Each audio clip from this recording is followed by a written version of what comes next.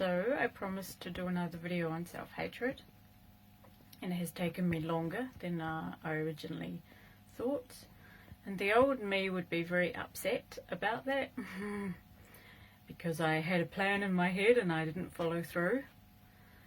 But I've been learning how to have grace for myself. Even though there's nobody telling me to do it, I have my own voice that's quite driven, that needs to get things done, and that has been a problem I've had.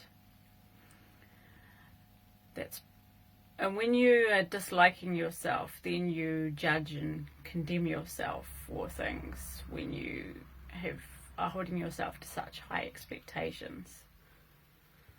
That can be a problem for A-type personalities. Yeah, so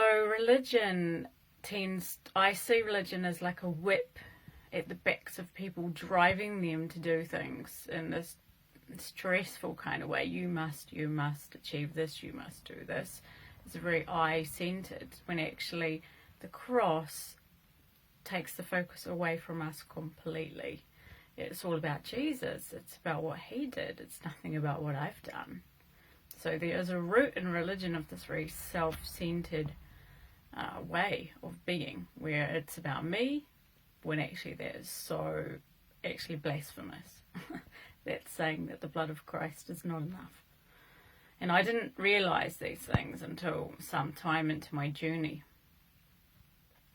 I didn't realise the self-focus and orientation.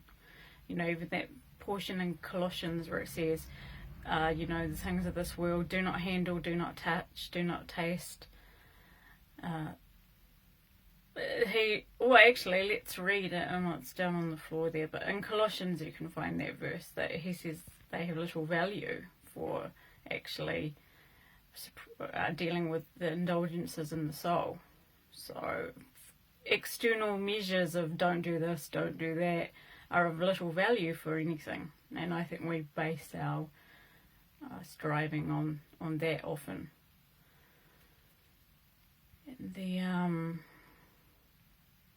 When I truly let go and let grace become a part of my life and love, I learn how to be gentle and kind.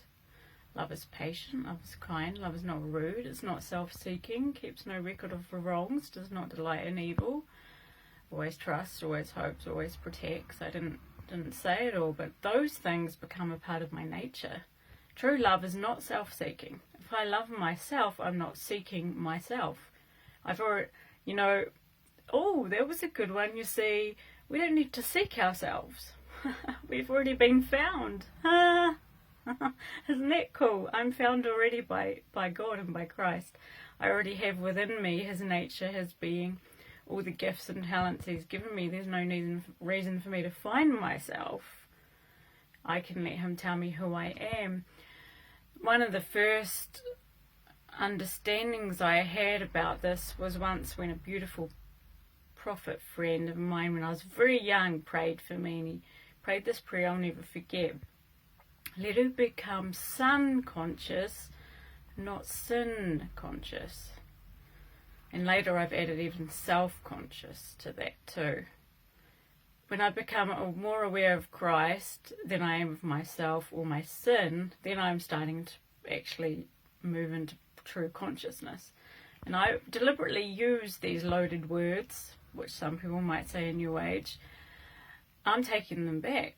My consciousness needs to be in Christ. I need to become Christ conscious. So I'm not going to be self-conscious or sin-conscious anymore. That's the way forward. These 5 minutes go so fast. So my journey was learning how to think in terms of my faith, not even about me anymore. When I lose the self-focus, I lose this inward, introspective thing that often keeps us bound. And so as a young person, my thoughts constantly revolved around myself. And I remember I constantly was looking in the mirror or checking out how I looked, and I always felt this severe insecurity. It was all about me, comparing myself. How do I look right now? How do I appear? Do I measure up? And this is so stressful way to live when it's all about me in my head. And when you walk in freedom, in true love of self, you stop thinking about yourself altogether. That's actually what happens. So, I think I still need to do a little more on this topic. Let's carry on tomorrow, or whenever I get to this next. Hugs from the cold here. See you soon.